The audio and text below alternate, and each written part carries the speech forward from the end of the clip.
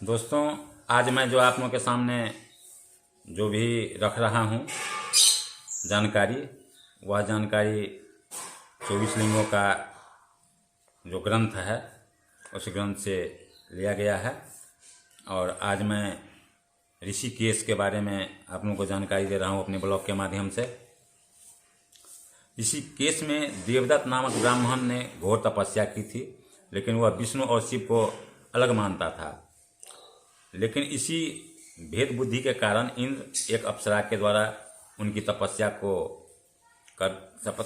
भंग करने में सफल हो गए। उसने पुनः भगवान शिव की तपस्या की। शिव ने प्रकट होकर कहा कि तुम मुझे विष्णु ही समझो। मुझे और विष्णु में जब तुम सामान्य भाव में देखोगे तभी तुम्हें सिद्धि मिलेगी। तुमने मुझ में और विष्णु में भेद समझा, तुम्हारी तपस्या भंग हो गई। तभी तुम्हारी तपस्या भंग हो गई और कोई फल न निकल सका। उसके बाद देवदत्त की लड़की रूस ने घोर तपस्या की। भगवान ने प्रसन्न होकर दर्शन दिए। रूस ने भगवान से यहाँ अवस्थित होने की प्रार्थना की। भगवान ने उनकी प्रार्थना स्वीकार कर ली। फलतः ऋषिकेश में भगवान सदा विद्यमान है। ऋषिकेश में यात्री त्रिवेणी घाट पर स्नान करते हैं। यहाँ मुख्य मंदिर भारत मंदिर है। यहाँ प्राचीन तथा विशाल मंदिर है। इसके अतिरिक्त बहुत सारे मंदिर हैं, जिसमें राम मंदिर, बरहा मंदिर, चंदेश्वर मंदिर आदि अनेक मंदिर है। और वहाँ ऋषिकेश जाने के लिए हरिद्वार से सिर्फ 24 किलोमीटर ही ऋषिकेश है। हरिद्वार से ऋषिकेश के लिए और ऋषिकेश से हरिद्वार के लिए हर समय बस, छोटे वाहन, बड़े वाहन उपलब्ध रहता है। वहाँ ठहरने के लिए भी बहुत सारे स्थान है। अब मैं आपको ऋषिकेश के बाद मथुरा के बारे में बता रहा हूँ। मथुरा के बारे में संक्षिप्त जानकारी दे रहा हूँ। दोस्तों, मैं प्रमोद कुमार खजूली मधुबनी से हूँ और अपने सभी दोस्तों, भाई बहनों को हार्दिक अभिनंदन करता हूँ। और आज के ब्लॉग में मैं मथुरा के बारे में संक्षिप्त आप लोगों को बता रहा हूँ। मथुरा जो है तो कृष्ण जन्मभूमि के नाम से प्रसिद्ध है। कृष्ण की जन्मभूमि होने के कारण मथुरा एक प्रसिद्ध तीर्थ स्थान है। 12 पुराण के अनुसार मथुरा मंडल 20 योजन का है और यमुना में एक बार का स्नान समस्त पापों को धो देता है। ऐसा कहा जाता है कि अन्य स्थानों का किया हुआ पाप तीर्थ स्थान पर मिट जाता है, किंतु तीर्थ स्थान में किया हुआ पाप अमिट होता है। यह नियम अन्य तीर्थों के लिए ठीक है, किंतु मथुरा में किया पाप मथुरा में ही नष्ट हो जाता है। यह मथुरा तीर्थ का महानता है। महाभारत की कथा में श्री कृष्ण सर्वप्रथम द्रौपदी स्वयंवर में दृष्टिगोचर होते हैं। वे पांडवों के मित्र, पथ प्रशंसक और विचारक के रूप में साथ हैं। महाभारत युद्ध में इन्होंने शांति दूत का कार्य किया है। बाद में अर्जुन के सारथी तथा मार्गदर्शक बने। जब कृष्ण ने वन में इस नश्वर शरीर को त्याग दिया, तब अर्जुन ने उनके पौत्र वज्र को मथुरा के सिंहासन पर बिठाया। मथुरा के जादव सातत्व और विष्णु वंश के अभिभूत भागवत धर्म उत्तर, पश्चिम तथा दक्षिण की ओर विस्तार से फैला। खंड्य राजाओं की राजधानी मथुरा और मथुरा ही भागवत धर्म का जन्म स्थान है। मथुरा का सबसे विशाल मंदिर वर्तमान में द्वारकाधीश मंदिर है। इसमें वल्लभ संप्रदाय के अनुसार पूजा सेवा होती है। विश्राम घाट के पंचकोश परिक्रमा आरंभ होती है कार्तिक शुक्ल द्वितीया को, जिसे यम द्वितीया कहते हैं। यमुना स्नान का बड़ा महात्मा है। ऐसा कहा जाता है कि उस दिन यम अपनी बहन यमुना के पास भैया दूज मनाने गए थे और उनके स्वादिष्ट भोजन से संतुष्ट होकर उन्होंने यह वचन दिया कि वर्ष के उस दिन जो व्यक्ति यमुना में स्नान करेगा वह यमपुरी जाने से बच जाएगा। पोतरा कुंड वह स्थान है जहाँ श्री कृष्ण के कपड़े तक धोए गए थे जब वह बच्चे थे। यमुना का दूसरा प्रसिद्ध घाट है ध्रुव घाट। कथा ऐसी है कि महाराज उत्तानपाद के पुत्र ध्रुव अपने पिता और अपने सौतेली माता के साथ अपमानित होने पर मथुरा के पास मधुबन में आए और इसी नारद के उपदेशानुसार बालक होने पर उन्हें कठिन तप किया और अंत में विष्णु भगवान उन्हें दर्शन दिए। वे इतने छोटे थे कि प्रभु के दर्शन होने पर भी कुछ बोल न सके।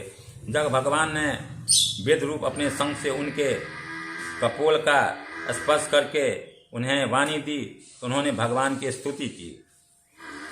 तो इस प्रकार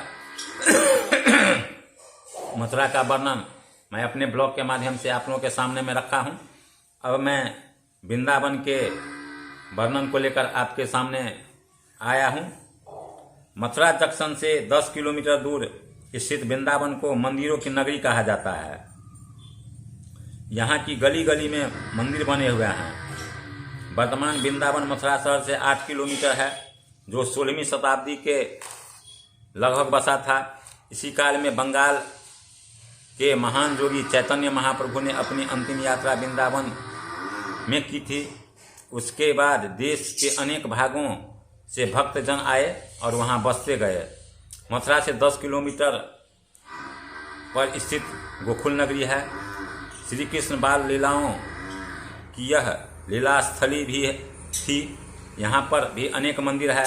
मथुरा से 30 किलोमीटर ऐतिहासिक गोवर्धन पर्वत है।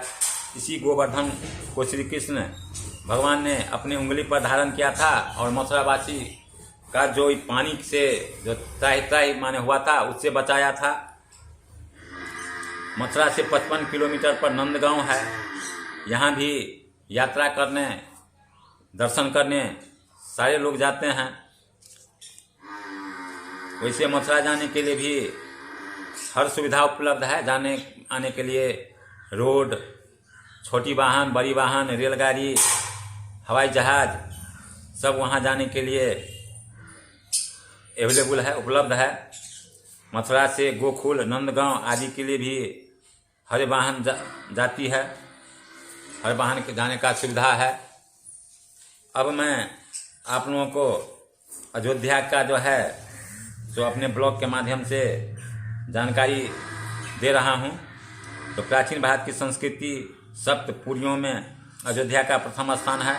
मर्यादा पुरुषोत्तम भगवान श्री राम के पूर्ववर्ती सूर्यवंशी राजाओं की यह राजधानी रही है। इक्ष्वाकुक से श्री रामचंद्र तक सभी चक्रवर्ती नरेशों ने अयोध्या के राज सिंहासन को भूषित किया है। रामावतार भूमि होकर तो अयोध्या साकेत हो गई। रामचंद्र जी के साथ अयोध्या के पशु पक्षी तक उनके दिव्य धाम चले गए, जिसमें प्रथम बार त्रेता युग में ही अयोध्या नगरी उजड़ गई थी। श्री राम के पुत्र कुश ने इसे पुनः बसाया। धार्मिक रूप से कहा जाता है कि इस नगरी की स्थापना मनु भगवान ने की थी। अयोध्या राम लक्ष्मण की जन्मभूमि होने के अतिरिक्त ऋतव, अजीत, अभिनंदन, सुमितानंद और अचल की भी जन्मभूमि है। सर्वप्रथम ब्रह्मा जी ने अयोध्या की यात्रा की थी और अपने नाम से एक कुंड बनाया था, जो ब्रह्म कुंड के नाम से प्रसिद्ध है। भगवती सीता के द्वारा एक निर्मित सीता कुंड है, जिसमें भगवान श्री राम ने वर देकर समस्त काम परम बनाया। उन्हें स्नान करने से मनुष्य सब पापों से मुक्त हो जाता है। ब्रह्म कुंड के पूर्वोत्तर ऋण मोचन तीर्थ सरयू है। यहाँ लोमस जी ने विधि पूर्वक स्नान किया था। अयोध्या में सरयू नदी के किनारे कई सुंदर घाट पक्के के बने हुए हैं, किंतु अब सरयू की धारा घाटों से दूर चली गई है। यहाँ लक्ष्मण घाट, स्वर्गद्वार घाट, अहिल्याबाई घाट, रामकोट घाट, हनुमानगढ़ी घाट, दर्शनेश्वर घाट और जिस प्रकार हम आप सभी जानते हैं, जो श्री राम जन्मभूमि का जो जन्मस्थली था उसका क्या हाल हो गया था और कितने दिनों तक जो है सो भगवान को उस समय में वनवास गए थे। और अभी कलयुग में कहिए तो कलयुग में भी भगवान मंदिर में न होकर किस तरह से वहाँ स्थापित थे, ये हम सभी लोग जानते हैं। और अभी इससे पहले जो उत्तर प्रदेश में सरकार या भारत सरकार के साथ जो कोर्ट के निर्णय के अनुसार फिर भगवान को, श्री राम भगवान को वहाँ रहने के लिए मंदिर बनाया गया है। और ये तो हर आदमी जानते हैं और बहुत से आदमी अयोध्या गए भी होंगे। और देखे भी होंगे जो पहले का क्या स्थिति था। वैसे अभी सुनने में आ रहा है जो कि जनवरी में जो उस मंदिर का जो है सो फिर दर्शनार्थियों के लिए द्वार खोला जाएगा। और साथ ही अभी इस साल भी दीपावली में जो देखा गया है, जो यूपी सरकार जो है, जो अभी 2-3 सालों से ये देखने को मिल रहा है जो वहाँ गिनीज बुक में नाम दर्ज हो गया है दीप जलाने का। और जब से शुरू हुआ है तब से दीप जलाने का कार्यक्रम निरंतर आगे की ओर बढ़ रहा है। इस बार 2023 के दीपावली में लगभग 7 लाख से भी ज़्यादा दीप जले हैं, जो भी एक गिनीज बुक में रिकॉर्ड हुआ है। और उसका गिनती जो है वह ड्रोन से हुआ था।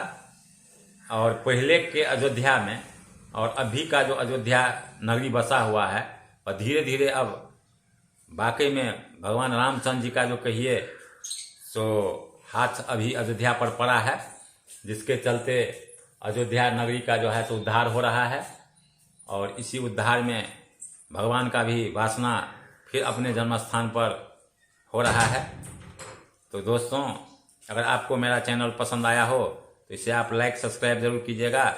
साथ ही ये ब्लॉग को अपने दोस्तों के पास शेयर कीजिएगा, ताकि जितना तीर्थ स्थल के बारे में मैं आप लोगों को जानकारी दिया हूँ तो लगभग आपको जो है सो जो अयोध्या नहीं गए हुए हैं उनको भी ये जानकारी होना चाहिए। साथ ही अयोध्या में जाने के लिए भी ट्रेन, बस, छोटी गाड़ी, सब ढंग की गाड़ी से आप जा सकते हैं। और आज के ब्लॉग को मैं यहीं विराम देना चाहता हूँ। जय हिंद, जय भारत, वंदे मातरम।